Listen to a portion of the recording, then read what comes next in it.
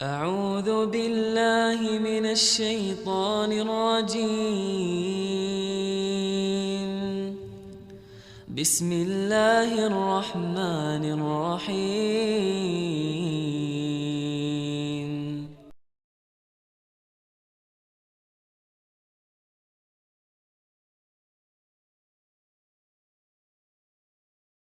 Assalamualaikum warahmatullahi wabarakatuh.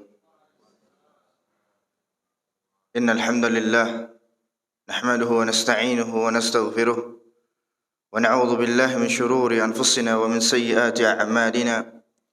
Man yahdihillahu fala mudilla lahu wa man yudlil fala hadiya lahu.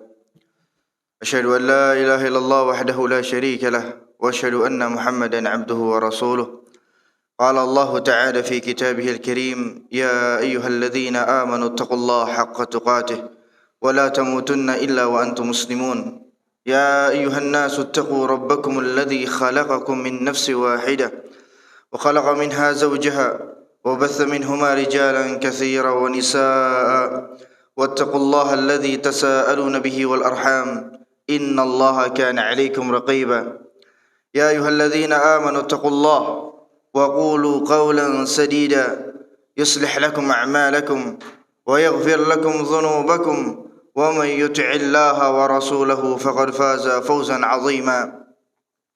أما بعد، فإن أصدق الحديث كتاب الله وخير الهدي هدي محمد صلى الله عليه وسلم وشر الأمور محدثاتها فإن كل محدثة في الدين بدعة وكل بدعة ضلالة وكل ضلالة في النار.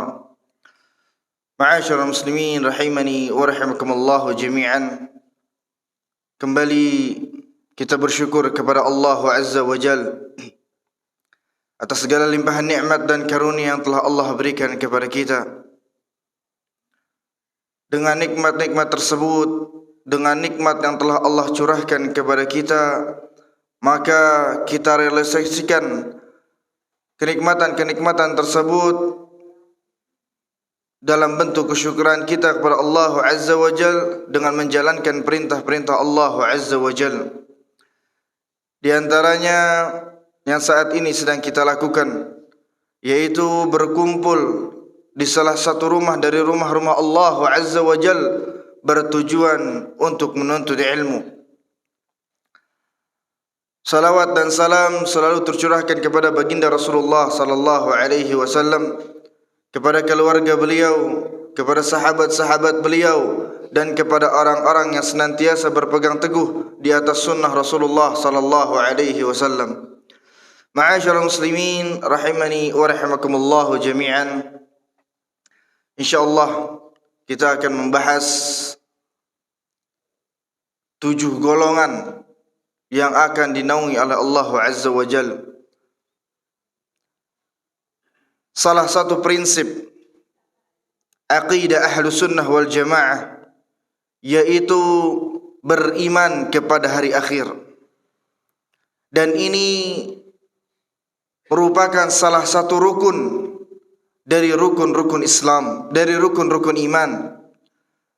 Sebagaimana disebutkan oleh Nabi sallallahu alaihi wasallam di dalam hadis yang panjang yang diriwayatkan oleh Imam Muslim dari jalan sahabat yang mulia Umar ibn al-Khattab radhiyallahu taala anhu, disebutkan ketika Jibril alaihissalam menyamar menjadi seorang manusia dengan berpakaian yang serba putih, rambut yang hitam, kemudian duduk di hadapan Nabi sallallahu alaihi wasallam bertanya tentang perihal Islam. Apa itu Islam?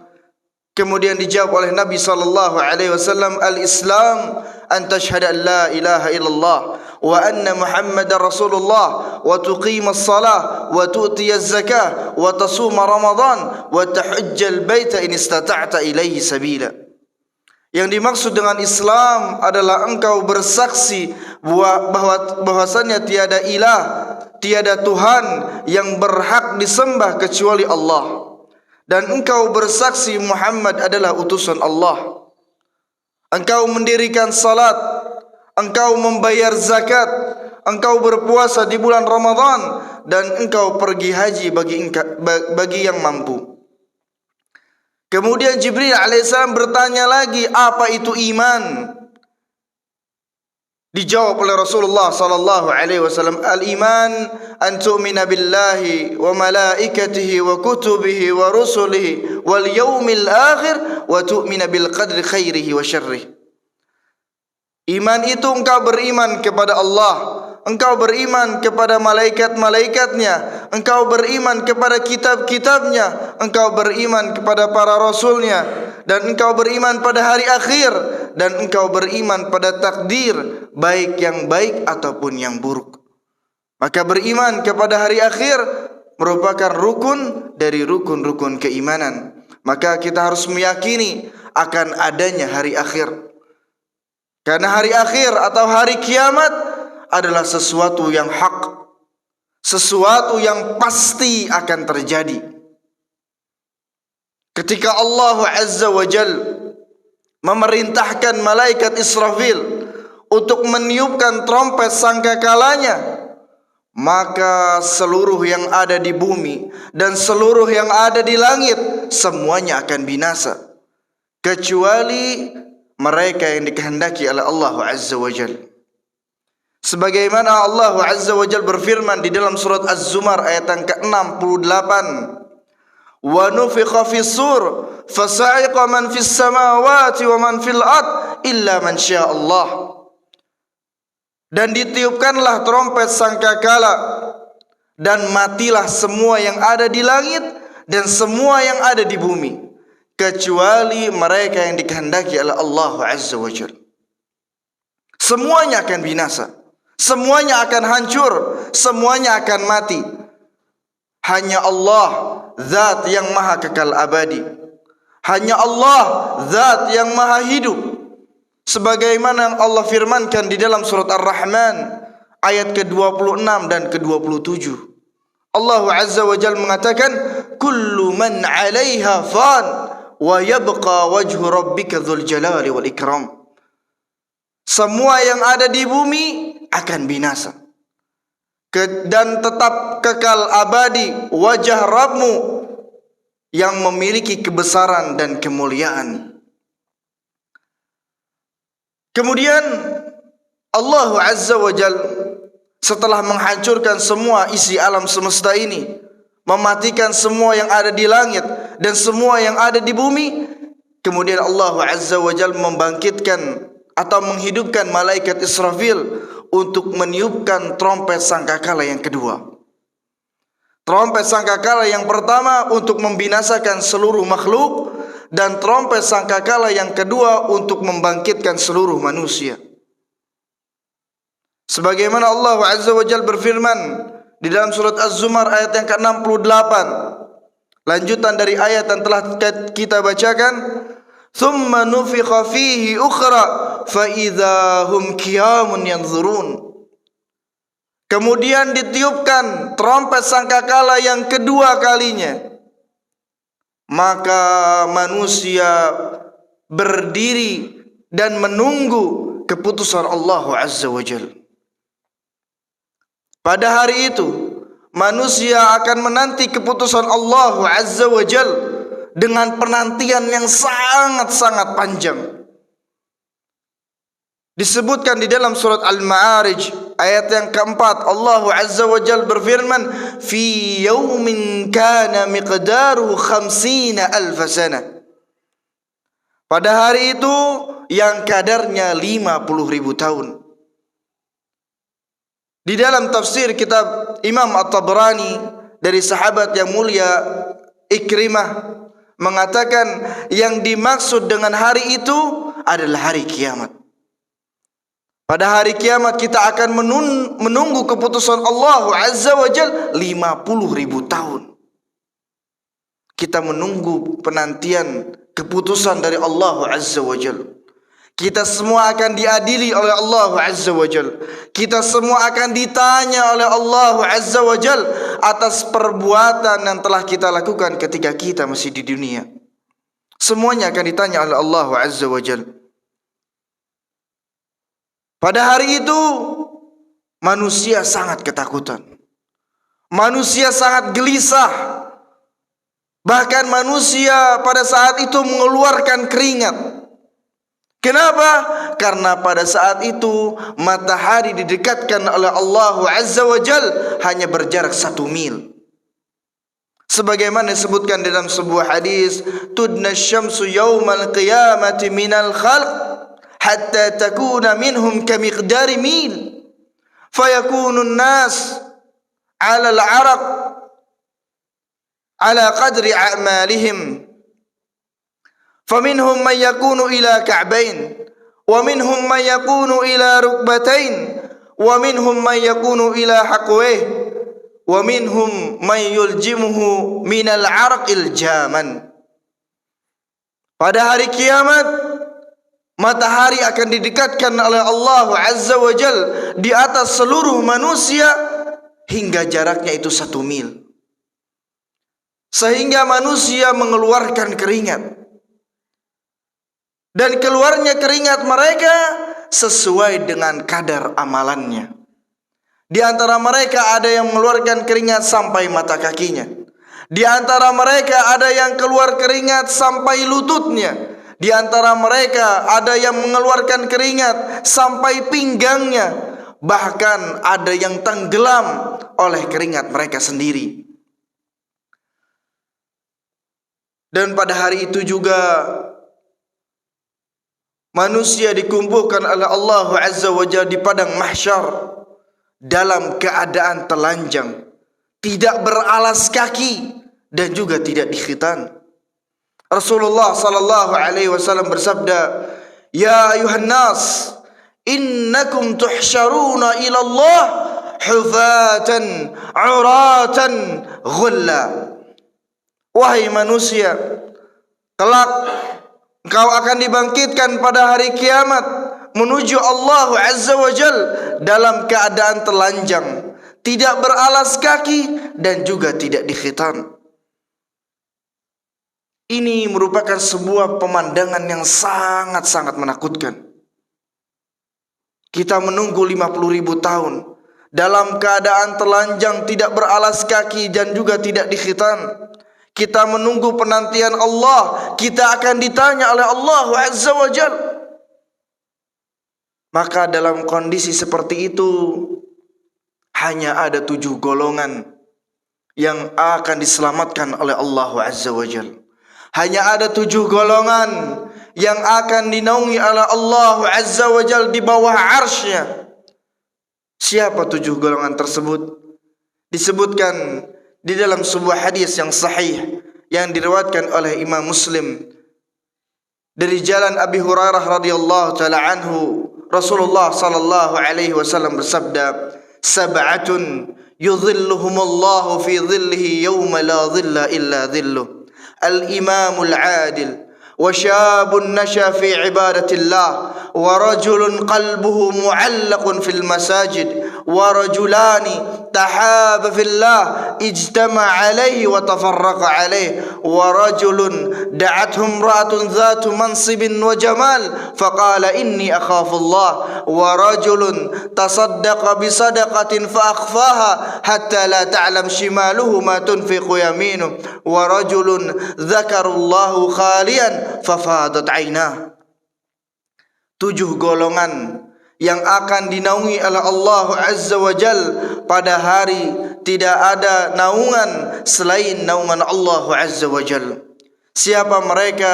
Yang pertama adalah al-imamul adil, seorang pemimpin yang adil. Dan yang kedua, wasyabun nasya fi ibadatillah, seorang pemuda yang tumbuh besar dalam beribadah kepada Allah. Yang ketiga, warajulun qalbuhu mu'allaqun fil masajid, seseorang yang hatinya terikat dengan masjid.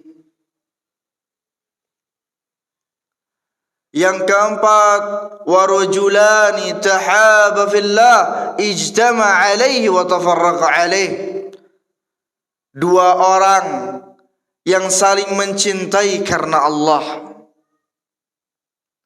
Yang kelima, wa rajulun da'athum ra'atun dhatu mansibin wa jamal faqala inni akhafullah. Seseorang yang diajak berzina oleh wanita yang cantik dan berkedudukan, dia mengatakan, sungguh aku takut kepada Allah. Yang keenam, wa rajulun tasaddaqa bisadaqatin fa akhfaha hatta la ta'lam shimaluhu ma tunfiqu yaminuh. Seseorang yang bersedekah kemudian ia sembunyikan sedekahnya sampai-sampai tangan kirinya tidak mengetahui apa yang dikeluarkan oleh tangan kanannya. InsyaAllah kita akan bahas satu demi satu. Dan yang ketujuh, wa rajulun dzakarallahu khalian fafadat ainah. Seseorang yang mengingat Allah di malam hari, kemudian berlinanglah air matanya.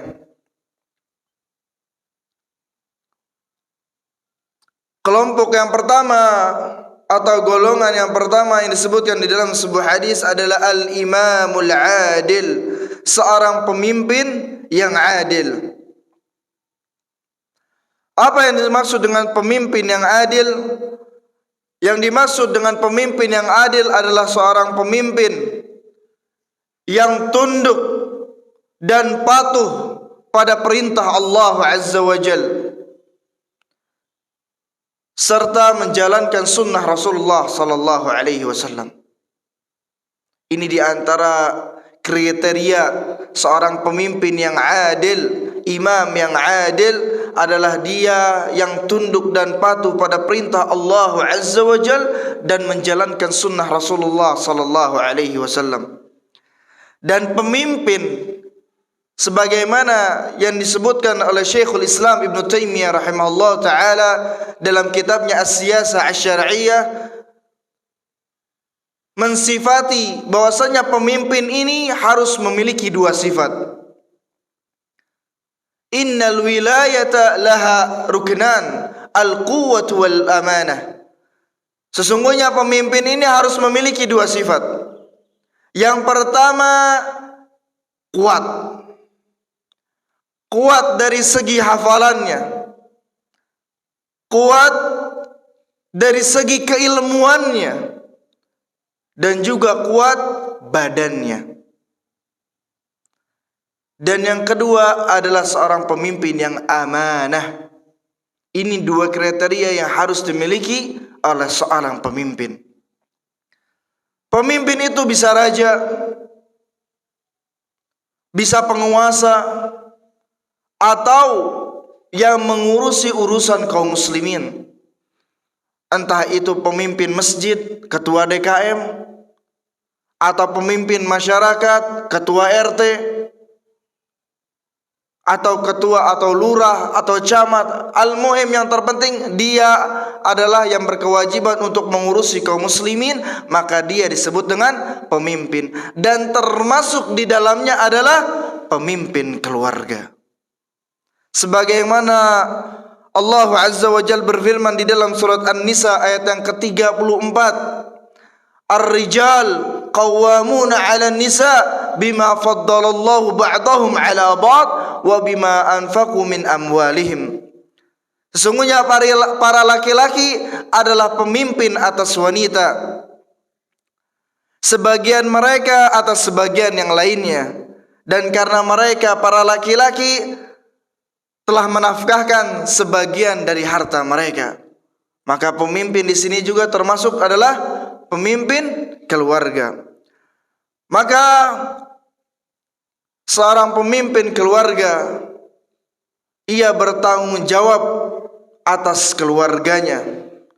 Dan tugas terpenting seorang pemimpin keluarga adalah melindungi keluarganya dari api neraka. Ini tugas utama yang paling penting. Seorang pemimpin keluarga adalah melindungi keluarganya dari api neraka.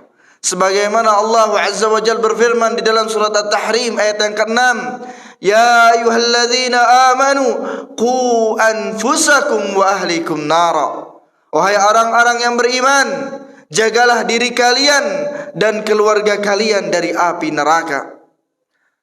Sahabat yang mulia Ali bin Abi Thalib radhiyallahu taala anhu menafsirkan ayat di atas bahwasanya yang dimaksud dengan menjaga keluarga, beliau mengatakan allimuhum wa addibuhum. Ajari mereka tentang ilmu agama dan ajari mereka tentang akhlak dan adab. Salah satu cara untuk melindungi keluarga dari api neraka adalah mengajarkan keluarganya tentang ilmu agama dan mengajarkan keluarganya tentang adab dan akhlak. Dan setiap pemimpin kelak akan dimintai pertanggungjawabannya oleh Allah Azza wa Jalla. Dalam sebuah hadis yang sahih dari sahabat yang mulia Ibnu Umar radhiyallahu taala anhu mengatakan, sami'tu Rasulullah sallallahu alaihi wasallam yaqul, kullukum ra'in wa kullukum mas'ulun an ra'iyatihi. Setiap dari kalian adalah pemimpin dan setiap dari kalian akan dimintai pertanggungjawabannya oleh Allah Azza wa Jalla atas kepemimpinannya. Maka seorang pemimpin keluarga kelak akan ditanya oleh Allah Azza wa Jalla atas kepemimpinannya. Kemudian golongan yang kedua yang dinaungi oleh Allah Azza wa Jalla adalah seorang pemuda yang tumbuh besar dalam beribadah kepada Allah Azza wa Jalla. Ini merupakan sebuah kekhususan untuk para pemuda. Karena Nabi SAW menyebutkan di dalam hadisnya syab, kata syab. Syab itu bermakna pemuda. Maka hadis ini juga dikhususkan untuk para pemuda. Para ulama berbeda pendapat.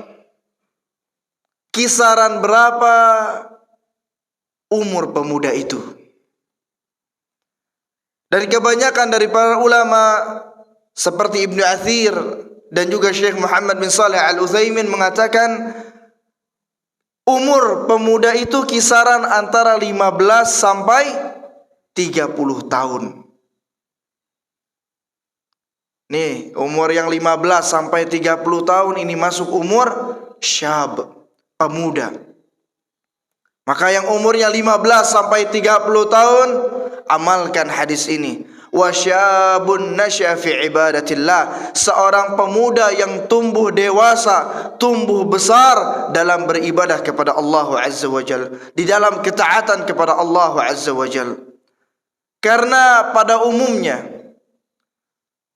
masa muda itu adalah masa-masa di mana hawa nafsu sedang bergejolak. Kebanyakan dari mereka masih pengen menikmati kehidupan dunia dibanding umur-umur yang sudah tua. Umur 40, 50 mereka mungkin lebih konsisten untuk beribadah kepada Allah Azza wa Jalla. Berbeda dengan mereka para pemuda.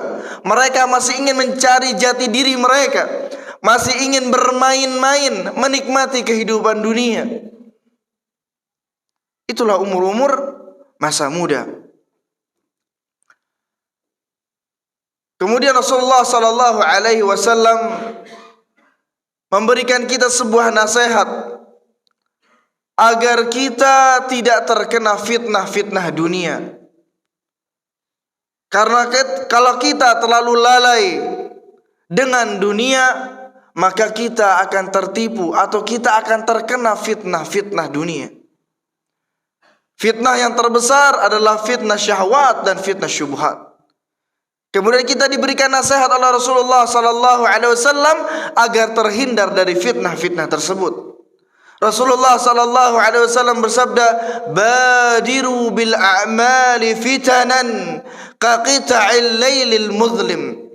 Yusbihu ar-rajulu mu'mina wa yumsi kafira. Wa yumsi mu'mina wa yusbihu kafira. Yabi'u dinahu bi'aradin minad dunya." Bersegeralah kalian dalam beramal sebelum datangnya fitnah.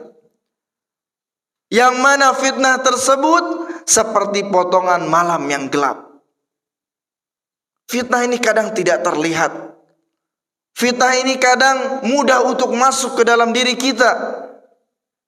Karena begitu tidak terlihatnya fitnah-fitnah sekarang. Disebutkanlah Rasulullah seperti potongan malam yang gelap. Kalau di malam hari yang gelap kita nggak akan bisa ngelihat apa-apa. Itulah fitnah. Begitu dahsyatnya. Tahu-tahu kita subhanallah udah terkena fitnah. Fitnah syahwat ataupun fitnah syubhat. Maka dinasihati oleh Rasulullah sallallahu alaihi wasallam untuk kita banyak beramal saleh. Saking dahsyatnya fitnah tersebut menjadikan seseorang di pagi hari dalam keadaan beriman kepada Allah, di sore hari telah menjadi seorang yang kafir kepada Allah. Di sore hari dalam keadaan beriman kepada Allah, di pagi hari telah menjadi seorang yang kufur kepada Allah Azza wa Jalla. Yabi'u dinahu bi'aradin minad dunya.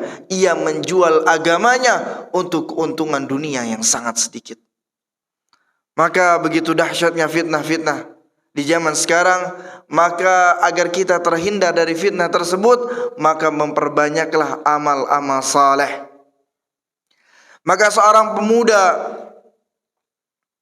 yang selalu mengikuti yang hak, selalu mengikuti Al-Quran dan Sunnah Rasulullah sallallahu alaihi wasallam, kokoh di dalam akidah yang benar, tidak mudah menyimpang dari penyimpangan-penyimpangan yang ada, maka Allah Azza wa Jal akan terkagum-kagum pada pemuda tersebut.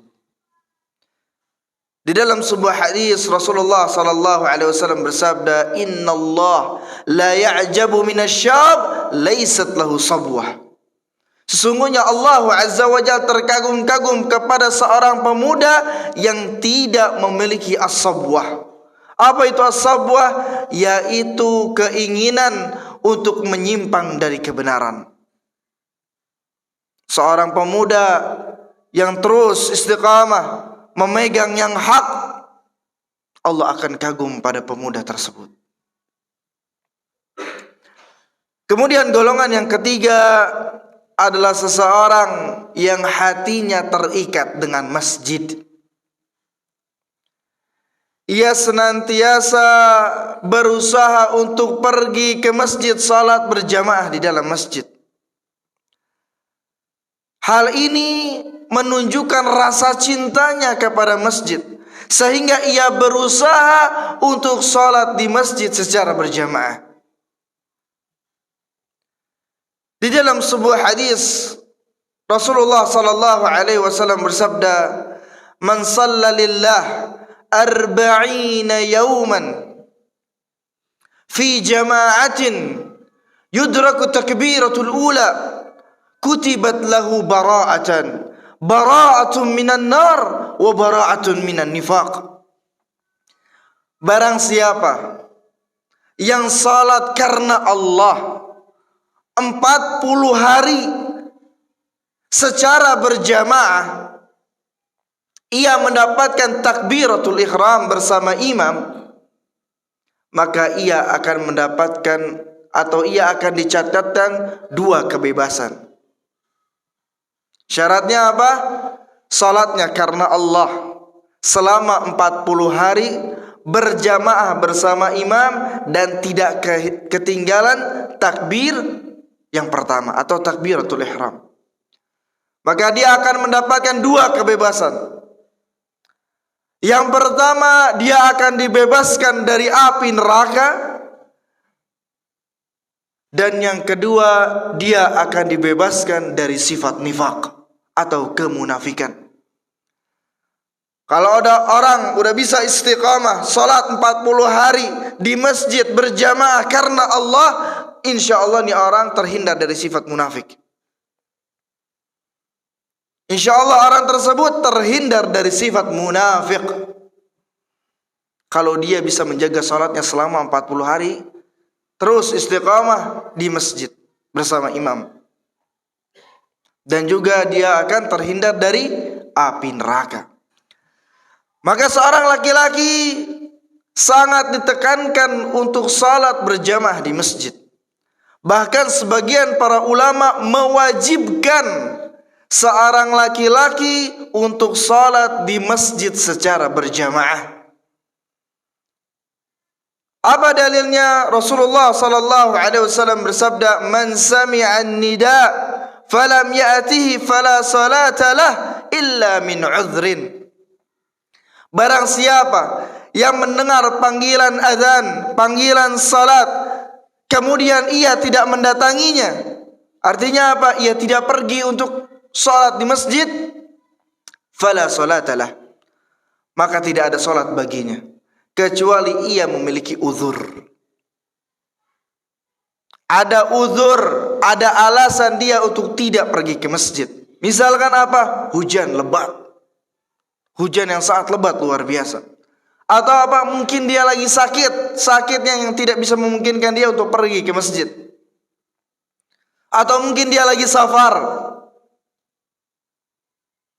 Maka uzur-uzur ini membolehkan dia untuk tidak pergi ke masjid. Tapi kalau tidak ada uzurnya, maka dia wajib untuk sholat di masjid. Artinya tidak ada sholat baginya. Artinya apa? Apabila ia melakukan sholatnya bukan di masjid, maka ia berdosa. Sholatnya sah, tapi dia berdosa. Maka seorang laki-laki wajib untuk salat di masjid. Disebutkan dalam kitab Riyadhus Shalihin, sebuah kitab yang dikarang oleh Imam An-Nawawi rahimahullah ta'ala, ada sebuah hadis yang menceritakan tentang laki-laki buta yang diwajibkan oleh Rasulullah sallallahu alaihi wasallam atau diperintahkan oleh Rasulullah sallallahu alaihi wasallam untuk salat di masjid. An Abi Hurairah radhiyallahu taala anhu qala ata Nabi sallallahu alaihi wasallam rajulun a'ma.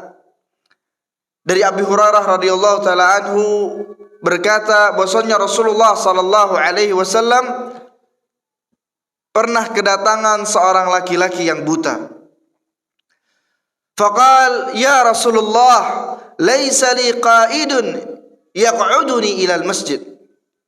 Wahai Rasulullah, sesungguhnya aku tidak memiliki penunjuk atau penuntun yang menuntunku pergi ke masjid. Fasa'ala Rasulullah sallallahu alaihi wasallam ayyurakhisa lahu fayusalli fi baiti. Maka laki-laki buta tersebut meminta rukhsah, meminta keringanan kepada Rasulullah sallallahu alaihi wasallam untuk dia bisa salat di rumahnya. Farakhasalah. Kemudian Rasulullah SAW memberikan rukhsah, memberikan keringanan pada orang tersebut. Falamma walla da'ah. Ketika orang ini pengen pulang, baru aja mau beranjak pulang, dipanggil oleh Rasulullah sallallahu alaihi wasallam. Kemudian Rasulullah sallallahu alaihi wasallam bertanya pada orang tersebut, "Hal tasma'u nida'u bis-shalah lis-shalah?" Apakah engkau mendengar panggilan salat? Dijawab oleh laki-laki tersebut, "Naam." Ya, aku mendengar panggilan salat.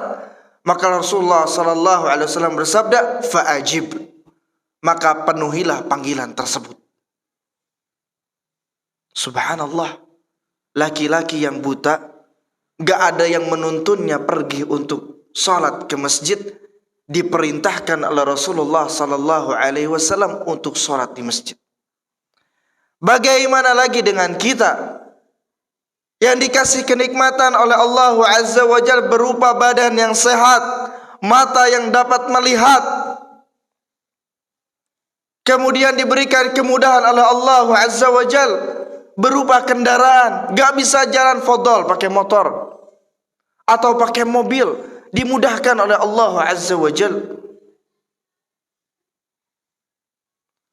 Dan juga perkataan Ali bin Abi Thalib, sahabat yang mulia radhiyallahu ta'ala anhu, mengatakan, la salata li jaril masjid illa fil masjid. Qala ahad, man jarul masjid? Qal man sami'an nida. Tidak ada salat bagi tetangga masjid kecuali di masjid. Kemudian salah satu dari mereka mengatakan, apa atau siapa mereka tetangga masjid? Ali bin Abi Thalib mengatakan, siapa saja yang mendengar azan. Siapa saja yang mendengar azan, maka dia termasuk jarul masjid, tetangganya masjid. Maka tetangga masjid wajib untuk sholat di masjid. Maka kita berusaha untuk bisa salat berjamaah di dalam masjid bersama imam dan tidak ketinggalan untuk takbiratul ihram atau takbir yang pertama. Kemudian golongan yang keempat adalah seseorang yang saling mencintai karena Allah, atau dua orang yang saling mencintai karena Allah. Ia berkumpul karena Allah dan ia pun berpisah karena Allah. Mencintai seseorang karena Allah merupakan ikatan cinta yang paling kuat. Dan ini merupakan ikatan keimanan yang paling kuat. Sebagaimana disabdakan oleh Rasulullah sallallahu alaihi wasallam, "Awthaqa ural iman al-hubbu fillah wal bughdhu fillah." Ikatan tali keimanan yang paling kuat adalah cinta karena Allah dan benci karena Allah. Ikatan keimanan yang paling kuat adalah cinta karena Allah dan benci karena Allah. Ikatan seperti ini ikatan yang tidak didasari dengan unsur-unsur duniawi. Kita mencintai si fulan karena dia adalah orang yang saleh. Kita mencintai si fulan karena dia orang yang alim, orang yang berilmu. Kita mencintai si fulan karena si fulan adalah orang yang suka melakukan kebaikan. Kita mencintai si fulan karena dia orang yang suka bersedekah, suka sholat di masjid. Kita mencintainya karena Allah Azza wa Jalla, karena si fulan ini orang baik. Bukan kita cinta sama si fulan karena dia adalah bos kita, atau dia adalah orang yang kaya, atau dia adalah partner kerja kita. Bukan. Itu adalah cinta yang didasari dengan unsur-unsur duniawi. Kita mencintai si fulan benar-benar karena Allah, karena dia orang yang saleh, karena dia orang yang baik. Tidak ada embel-embel duniawinya.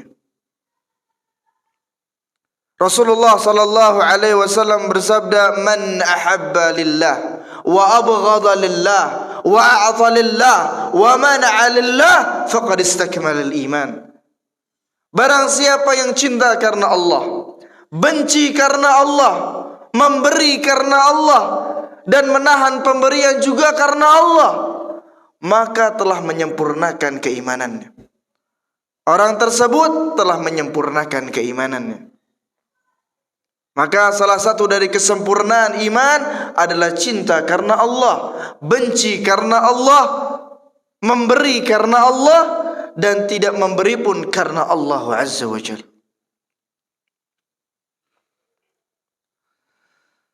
Dan juga seseorang yang mencintai karena Allah Azza wa Jalla, maka ia akan merasakan manisnya keimanan. Sebagaimana disebutkan oleh Rasulullah sallallahu alaihi wasallam, "Thalathun man kunna fihi wajada halawatal iman, ayyakuna Allah wa rasulahu ahabba ilaihi mimma siwahuma, wa ayyuhibbal mar'a la yuhibbuhu illa lillah, wa ayyakraha ayyauda fil kufr kama yakraha ayyuqdhafa fin nar." Tiga hal yang apabila ada pada diri seseorang, maka ia akan merasakan manisnya keimanan. Hal yang pertama adalah ia mencintai Allah dan Rasul-Nya melebihi dari apapun juga. Ia mencintai Allah dan Rasul-Nya melebihi dari selain dari keduanya. Yang kedua, ia mencintai seseorang karena Allah.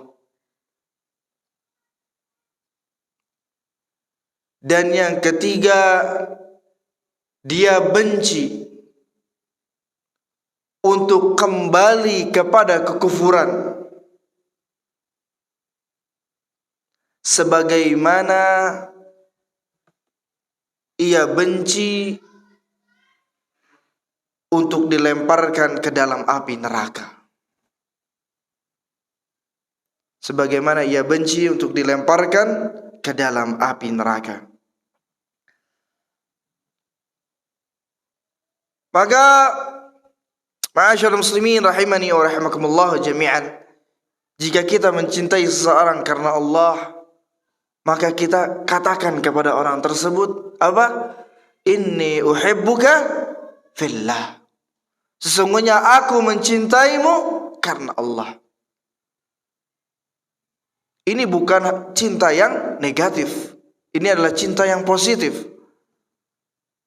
Karena kalau kita melihat ada fulan, Masya Allah, kita senang melihatnya sama orang tersebut. Kalau kita melihat si fulan ini menambah keimanan kita kepada Allah.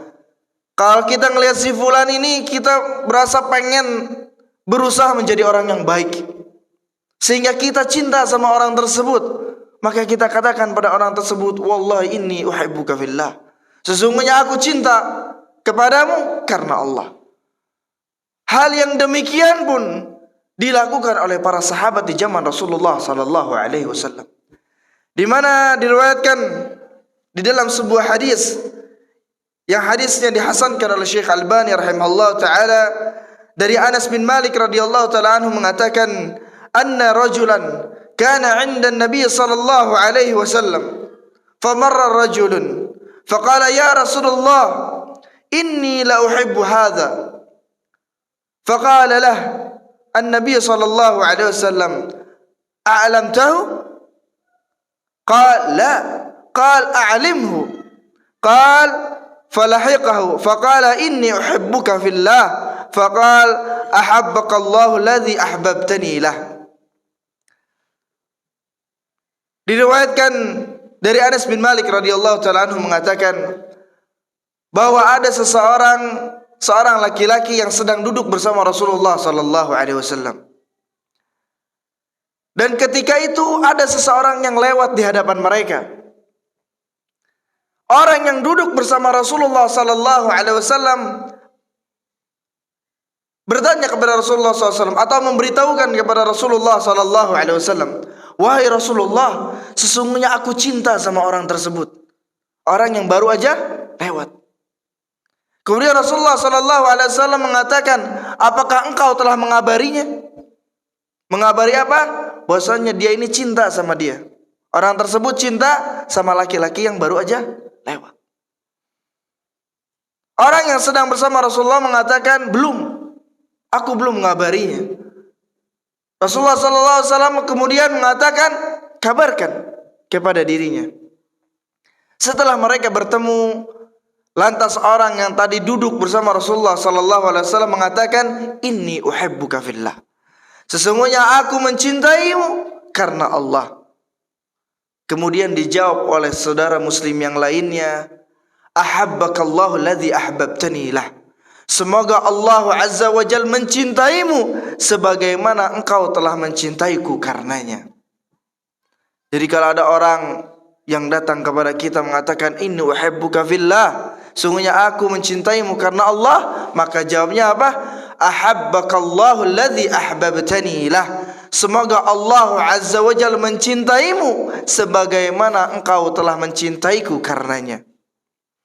Ya, ini merupakan sebuah kebiasaan yang dilakukan oleh para sahabat jika dia mencintai saudaranya sesama muslim.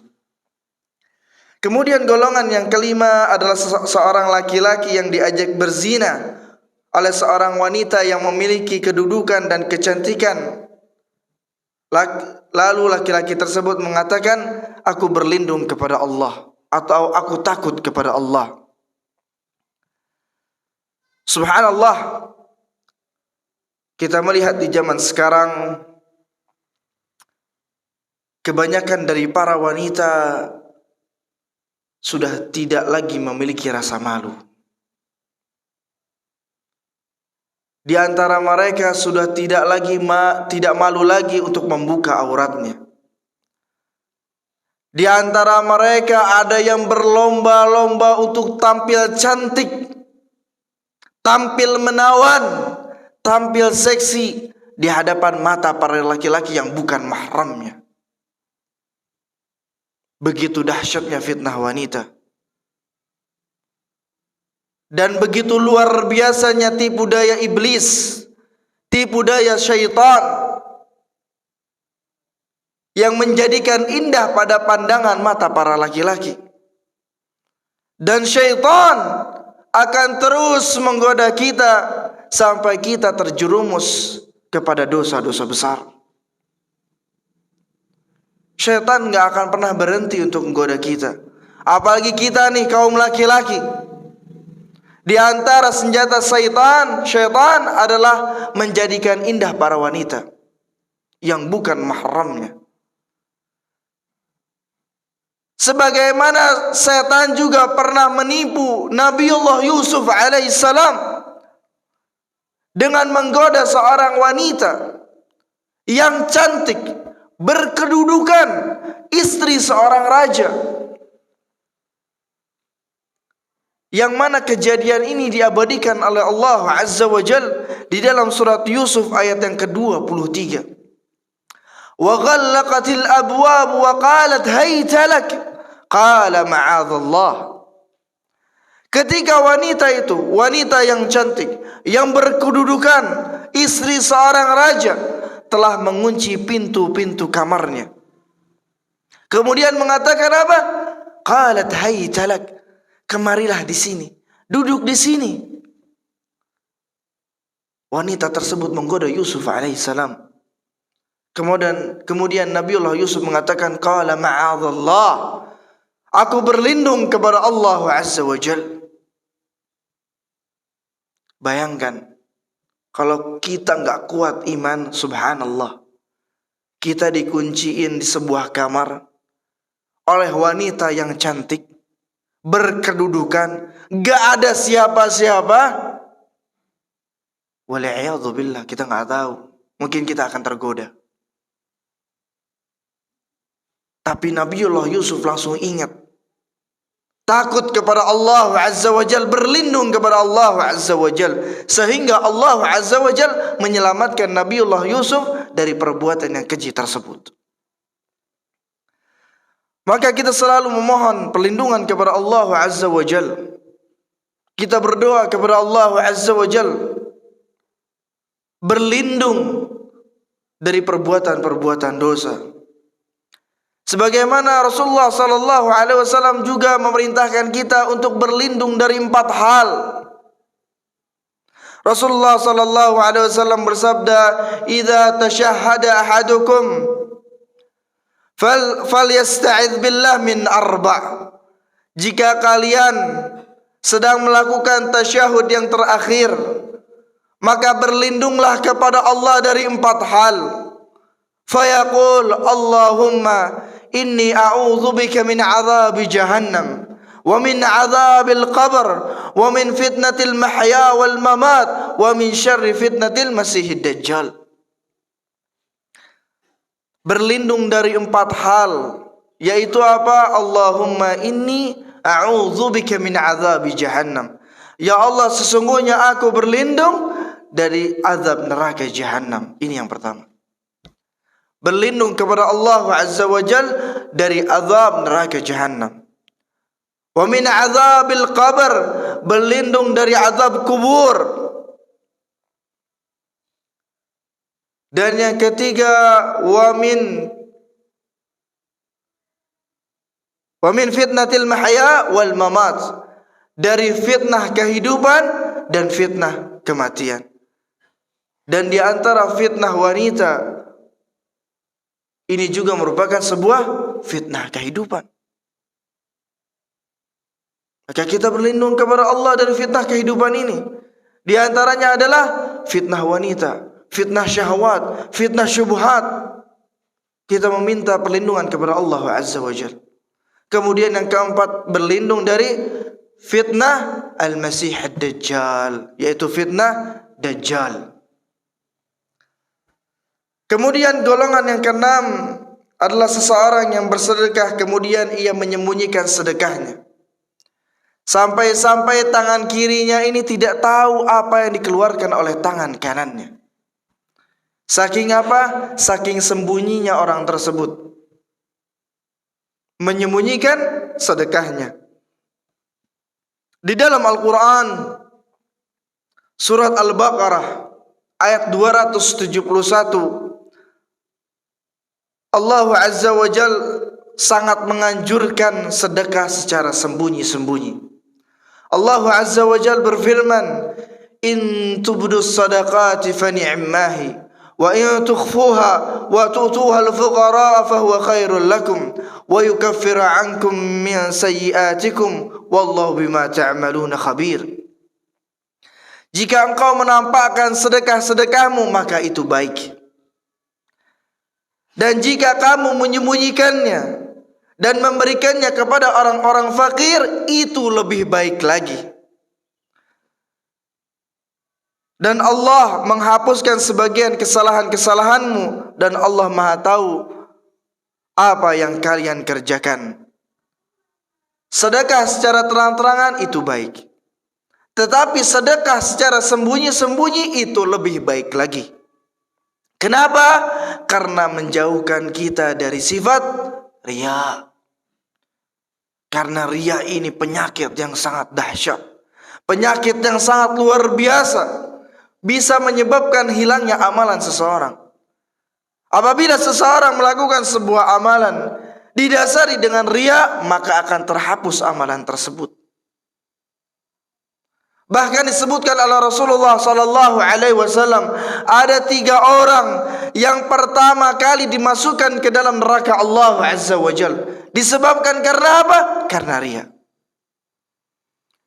Di antaranya adalah orang yang diberikan keluasan rezeki oleh Allah Azza wa Jalla.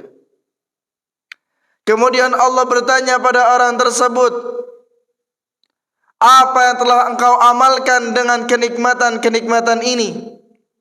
Orang tersebut mengatakan, aku bersedekah semata-mata karena engkau ya Allah. Maka Allah mengatakan, kadzabt, engkau berdusta. Engkau melakukannya karena ingin disebut jawad, orang yang dermawan. Dan telah disebutkan, sebelum engkau mati, engkau disebut-sebut oleh orang lain bahwasanya fulan ini orang yang dermawan, Masya Allah. Sehingga engkau melakukan sedekah ini ingin disebut orang yang dermawan. Dan engkau telah mendapatkan predikat itu. Kemudian Allah Azza wa Jalla menyuruh malaikat untuk menyeret orang tersebut, kemudian melemparkannya ke dalam api neraka. Na'udzubillah min dzalik. Maka sedekah secara sembunyi-sembunyi itu lebih menyelamatkan amalan kita, lebih menyelamatkan keikhlasan kita kepada Allah Azza wa Jalla. Kemudian yang terakhir, golongan yang ketujuh adalah seseorang yang mengingat Allah Azza wa Jalla dalam keadaan sepi sehingga berlinanglah air matanya. Seseorang yang mengingat Allah Azza wa Jalla dalam keadaan sepi, dalam keadaan tidak ada seorang pun yang melihat dirinya, hanya dirinya dengan Allah Azza wa Jalla. Ia mengingat Allah Azza wa Jalla, ia mengingat akan dosa-dosanya, ia takut akan azab Allah Azza wa Jalla, sehingga berlinanglah air matanya. Maka orang seperti ini disebutkan di dalam sebuah hadis Rasulullah sallallahu alaihi wasallam, bahwasanya matanya tidak akan tersentuh oleh api neraka. Rasulullah sallallahu alaihi wasallam bersabda, "Ainani la tamassuhuman nar, ainun bakat min khasyatillah wa ainun batat tahrusu fi sabilillah."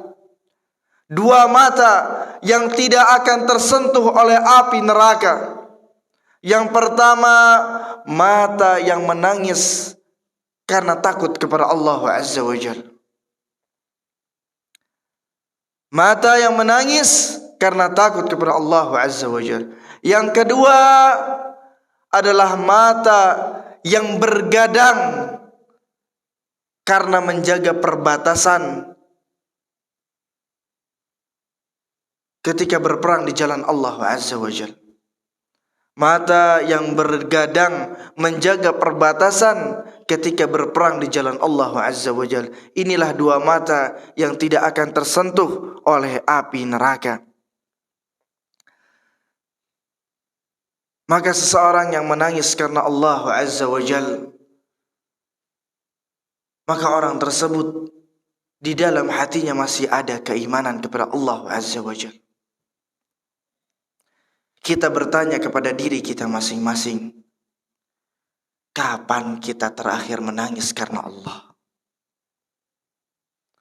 Kapan kita terakhir kali menangis karena Allah Azza wa Jalla?